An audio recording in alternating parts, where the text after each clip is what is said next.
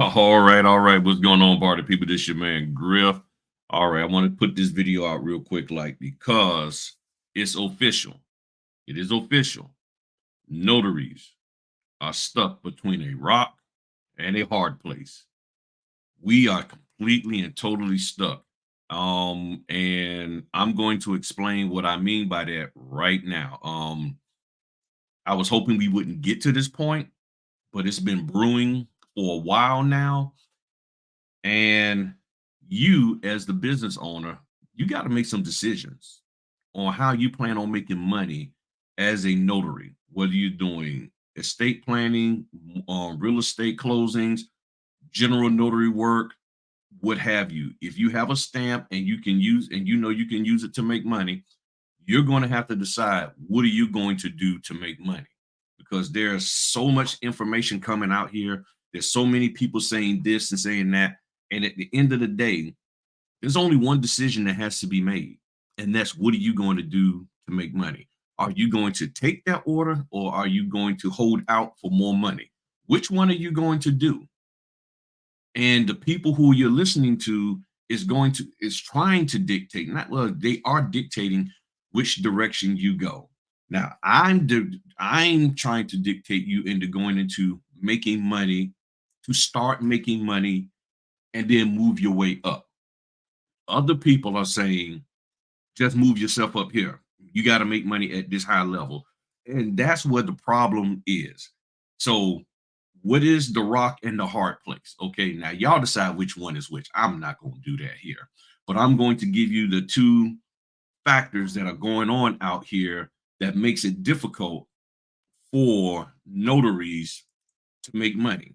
And this is where you're stuck at. So we have one side of the house, which are notaries out here, and a lot of them are new notaries. They ain't been in this business that long. And this is why you got to start asking them questions about how long they've been in the business. And if you're not willing to ask them that question, then that's shame on you. I don't care who they are. People ask me all the time. I've been in here 5.5 years. Okay. I've been in this thing 5.5 years, and I'm still going strong. The first three was a little up and down, but I made it through that. The last two been somewhat rocky. I made it through that. So I'm still in this business. But there are people who are currently in this business, and they basically, they not really been in this business that long, and they're not making money. So what they're doing is they're trying to entice you to come to their YouTube channels and other things and Facebook groups for this support and this B session. Okay, y'all know what the B stand for, about what's going on in the industry. And what they're telling you is simply this: you need to hold out for more money. You need not to take these orders because, and I'm just going to be real with y'all. And I know people may not like this, but let's just be real. The people who I hear mainly talking about the money factor are the young ladies. A lot of the wonderful young ladies that are out here in this world, are complaining about the money and about the value that it puts on them. I get it. I get it. And there are some fellows who talk about it, but primarily, let's just be real. Okay, let's be real in 2024. It's a lot of young ladies out here who are constantly talking about how it devalues them. These people don't know you personally at all. These companies offering these orders, they don't know you. So it's not like they're trying to personally devalue you. And they want other people to feel devalued. They want other people to like, yeah, you're right. They are devaluing us. Well, do they really know you? Because you ain't even done an order for them. So how are they really trying to devalue you? Okay. So they're saying because of this so-called, this imaginary evaluation of who they are and who they say you should believe who you are, don't take these orders. Hold out for more money. I saw a thing somebody sent me about a person complaining about an $80 order that I guess once you print it twice, it's 200 and some pages, and it was a 30-minute drive, and they held out to find another order that was $80, 22 pages, 10 minutes away. The question is, how many of those are out there that's going to give you the $5,000 a month that you want? How many that are $80, 22 pages, 10 minutes from your house? How many of them are out there? Are there enough out there for everybody in this game? So that's what you have on that side. Those people are telling you, hold out, don't take the order. You're worth more. You don't do that. That's beneath you. It's beneath me. If you want to do it, that's on you. I'm just saying, but buy my course. That's the next thing. All of that to buy the course. So that's the one part. Now, whether that's the rock or the hard place, I'll let you decide. But here's the other side of what we're really facing right now. This is what we're really facing. This article here. This article here came out January 4th, yesterday. Today is the 5th. Came out the 4th at 7 a.m. from Fox Business, and I'll put the link in the description. Mortgage demand plummets again, not for the first time, but again, despite dropping interest rates. So here's the hard. You see what I'm saying? The rock in the hard place, because they're saying hold out to get better orders, to get more money, to get less effort to do the job, and then you got the mortgage demand has shrinking. It has shrinking. Now you say, well, I run over to do apostilles, or I'll run over and do this.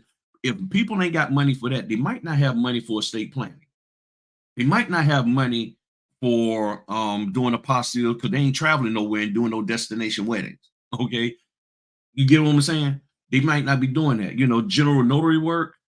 If it is, it might be for some loan mods, but then they told y'all don't take loan mods. So if you can't get a mortgage, you can't refinance, you're in foreclosure or about to go into foreclosure, you do what? A loan modification to try to save your house. But the notaries out here, the gurus have told you, these 2-year or less notaries have told you, don't do loan modifications. Why? Because if you do loan modifications, they don't pay that much, and it's devaluing you. It's lessening you. It's hurting us. It's hurting the industry. Really, they think it's hurting them. So that's why they say don't do it.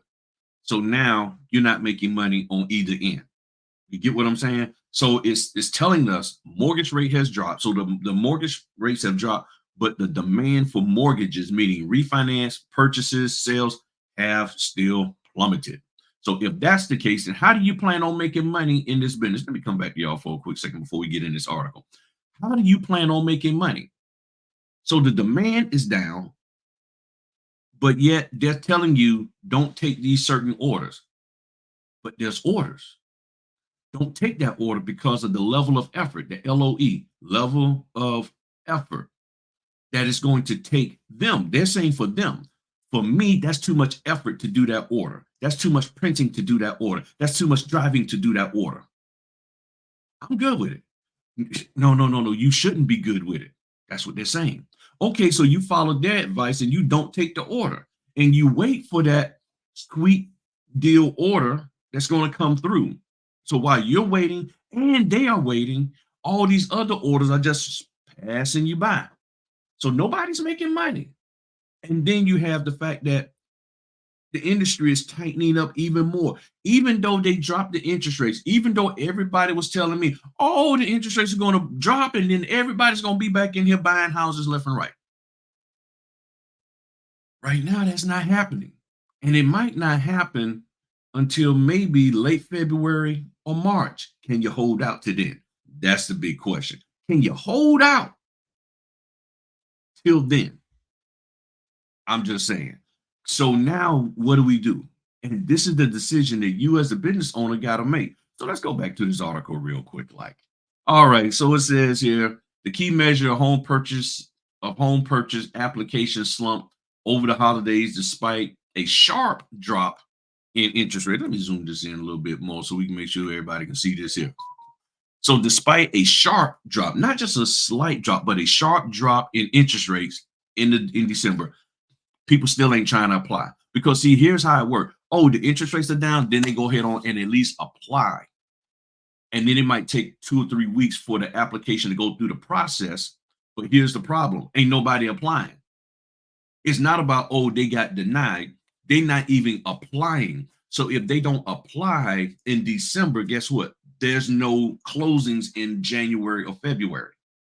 If they don't apply in December, there's nothing going down in February or March. So they got to apply in December and January in order for you to see stuff for late January, February, and March, because it's about a 4 to 6 week delay in some cases. So when they apply The closings that you see now in January is what people applied for and went to do the deal back in late November through about mid-December.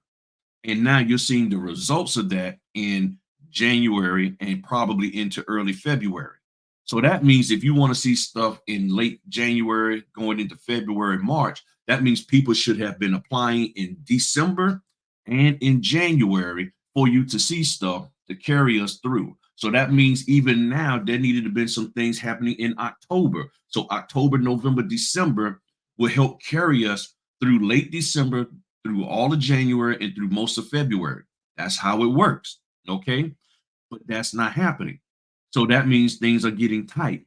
So it goes on and says that mortgage applications fell 9.4% from the week ending December 29th compared to 2 weeks earlier. And it goes on and says the data showed that the 30-year rate ended the year at 6.76. So it's down from peak in October, from this past October, just a couple of months ago, at 8%.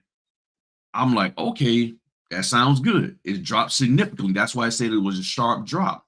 But then it says housing demand remains muted, not quiet, not just like slightly quiet, muted, meaning there's no activity.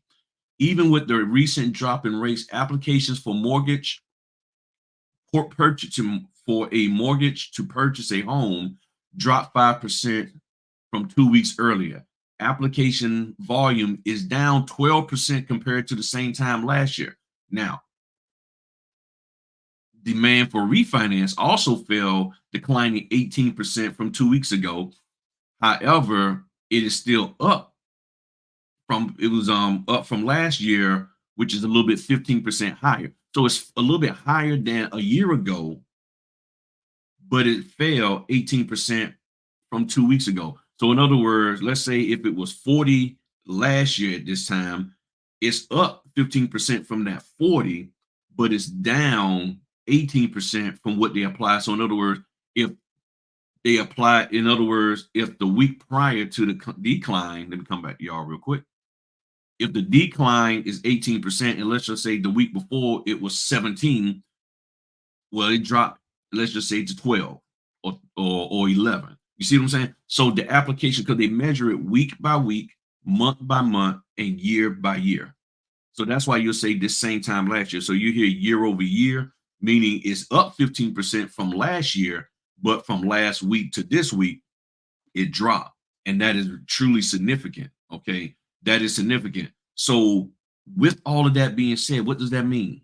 This is the rock and a hard place. One group is telling you, don't take these orders. You're not saying there aren't orders out there. They're saying don't take them.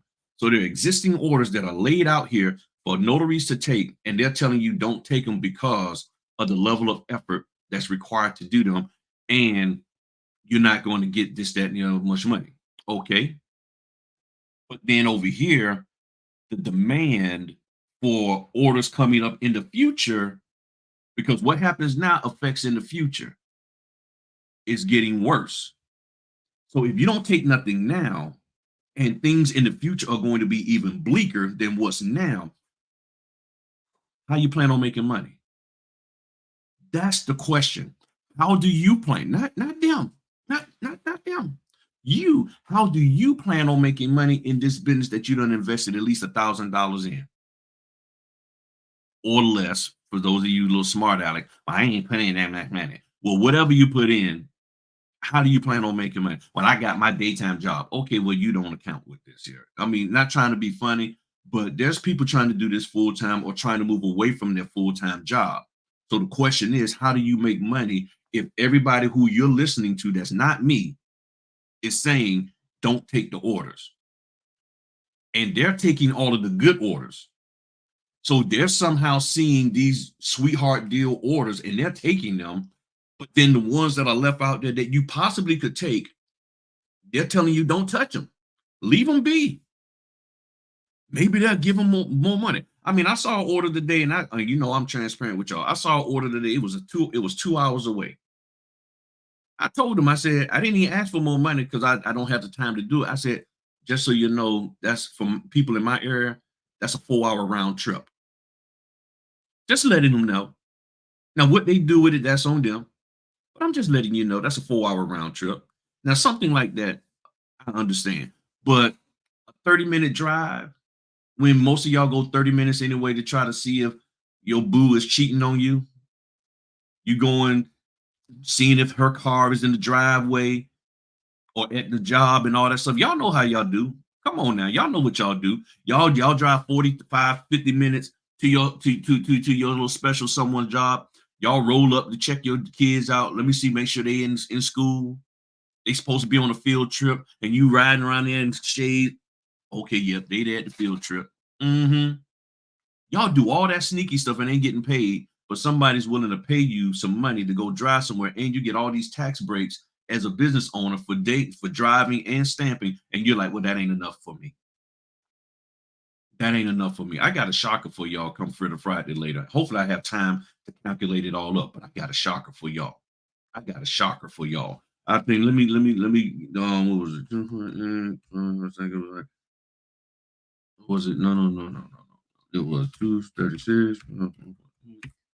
384 pages. That's all I'm gonna say to you right now. 384 pages. That's what I'm gonna say. But I'm gonna break it down for the Friday later. Okay. That's all I'm saying. And that's just one print. 384 pages. Yes, I printed it twice. Okay. You know, which is 768 pages. All right. I'll talk to y'all about that in a little bit. So this is the spot that you're in. What are you going to do? It's all about you making the decision to make money. Those people aren't in your house. They don't know what your financial situation is. They don't live in your area more than likely. They're not even paying you. So here you have somebody who don't even have the ability to put money into your house. They're telling you what you should not do for is making money.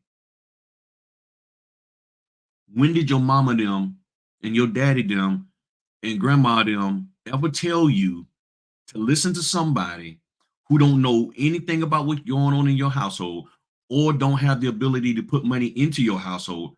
When did they ever teach you to listen to them? And yeah, I'm gonna listen to what they said and don't take this money.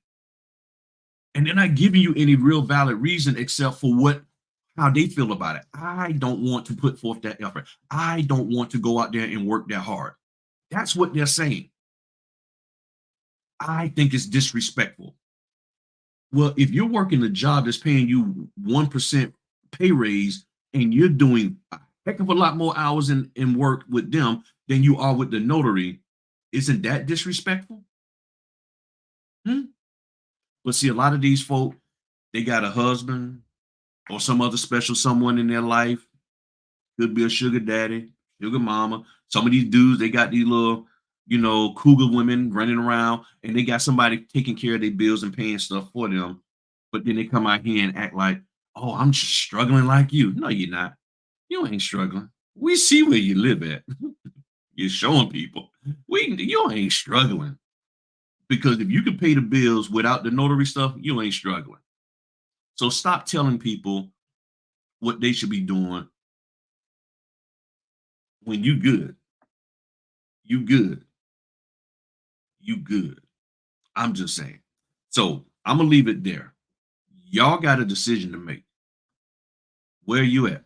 Well, we already know. We're between a rock and a hard place. Which one's the rock? Which one's the hard place? That's on you to decide. But nonetheless, now you got to say how I'm going to get out. What am I going to do? The market is here. The people are telling me to stay in here. The market is at a standstill and they want me to be at a standstill. How do I move forward? That's the question. That's the question that you got to decide for yourself. Y'all hit me in the comments and tell me what you think. Thank you for like, sharing, and commenting. I truly do appreciate y'all. Y'all have a good one. I'm going to go out here and make my money. Peace.